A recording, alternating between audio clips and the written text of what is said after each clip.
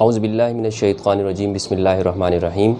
قل یا ایھا الکافرون لا اعبد ما تعبدون صدق اللہ العظیم۔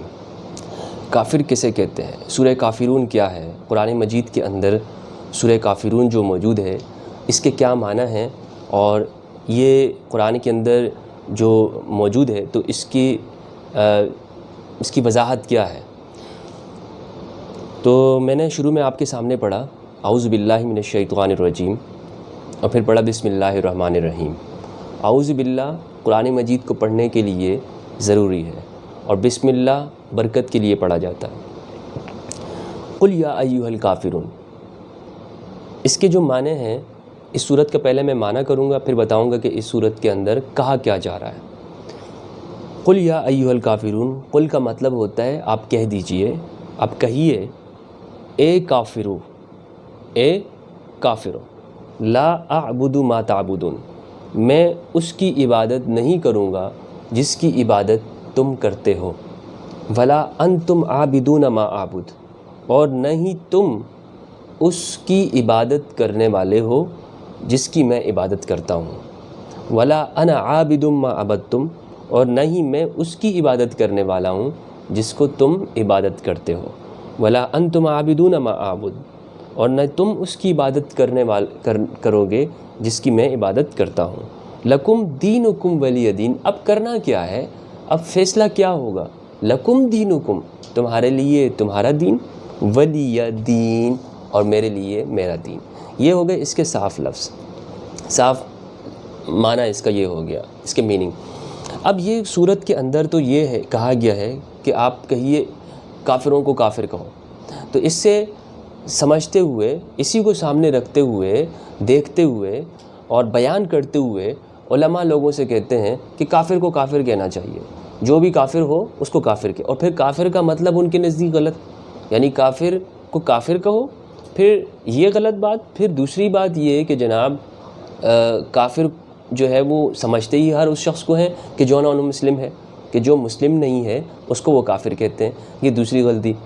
تو دوسری غلطی سے ہم پہلے سٹارٹ کرتے ہیں۔ تو اس پر بھی میں کافی ویڈیوز بنا چکا ہوں اور بتایا چکا ہوں کہ جی یہ بات کہنا کہ جو بھی غیر مسلم ہے یعنی مسلمان نہیں ہے وہ کافر ہے، یہ بات کہنا غلط ہے، اور میں اس پہ کافی حوالے قرآن مجید سے، علماء کرام کے اقوال سے، امام محمد الغزالی کی اقوال سے، ان کی کتابوں سے میں آپ کو بتا چکا ہوں، ثابت کر چکا ہوں کہ یہ بات کہنا درست نہیں ہے کہ جناب جو بھی مسلمان نہیں ہے دنیا میں وہ کافر ہے۔ اب یہ جو علماء کہتے ہیں کہ جناب جو بھی مسلمان نہیں ہے وہ کافر ہے، تو یہ بات غلط کہی جاتی ہے، ایسا نہیں ہے۔ اب اس صورت کے اندر جو یہ شروع میں کہہ دیا گیا کہ اب اللہ کے نبی صلی اللہ علیہ وآلہ وسلم سے فرمایا گیا کہ آپ کافر کو کافر کہیں، تو یہ اس بات سے یہ دیکھنا اور علماء کا یہ کہنا کہ جی کافر کو تو کافر کہنا چاہیے، تو میں ان سے یہ کہتا ہوں کہ یہ اس کے اندر اس بات کے لیے نہیں ہے کہ آپ کافروں سے یہ کہیں کہ تم کافر ہو، تم کافر ہو، بلکہ یہ ان کے ساتھ بات کرتے ہوئے یہ ہے کہ آپ ان سے کہیے، ان کافروں سے کہیے، ان لوگوں سے کہیے کہ جناب میں تمہارے ان چیزوں کی عبادت کرنے والا نہیں ہوں جن کی تم جو ہے وہ عبادت کرتے ہو۔ یہ آپ صلی اللہ علیہ وسلم کے دور کے اندر وہ طبقہ تھا کافروں کا، وہ لوگ تھے، وہ چند لوگ تھے جن کو قرآن میں ائمۃ الکفر کہا گیا ہے۔ ائمۃ الکفر یعنی کفر کے پیشوا، کفر کے لیڈرز، کہ جنہوں نے اس پورے معاشرے کو ظلم کے اندر، ظلم کی چکی کے اندر پیس دیا تھا، وہ چند مخصوص لوگ تھے۔ ابو سفیان، ابو لہب، ابو جہل، عتبہ، شیبہ، ولید، یہ وہ لوگ تھے جن کا ایک گٹھ جوڑ تھا اور جنہوں نے گٹھ جوڑ کر کے لوگوں کو غلام بنایا ہوا تھا اور وہاں پر اپنی چودراہٹ قائم کی ہوئی تھی۔ ان کے لیے قرآن مجید نے کافر کا لفظ استعمال کیا، یہ کافر کا گروہ ہے۔ وہ آئے اور انہوں نے کہا کہ آپ ایسا کرتے ہیں، آپ چند دن آپ ہمارے جو ہے وہ مجلسوں میں آ کر ہمارے ان کی پوجا کر لیا کریں، اور چند دن ہم آگے مسجد میں آگے ہم بھی جو ہے نا وہ نماز پڑھ لیا کریں گے۔ انہوں نے سمجھا شاید کہ جو ہے وہ دین اس چیز کا نام ہے کہ جی ایک نماز پڑھنے کا نام ہے، یا جو ہے وہ ان چیزوں کا نام جو ہے وہ دین ہے، تو پروفٹ محمد خوش ہو جائیں گے صلی اللہ علیہ وآلہ وسلم۔ تو یہ صورت نازل ہوگی کہ آپ ان سے کہیے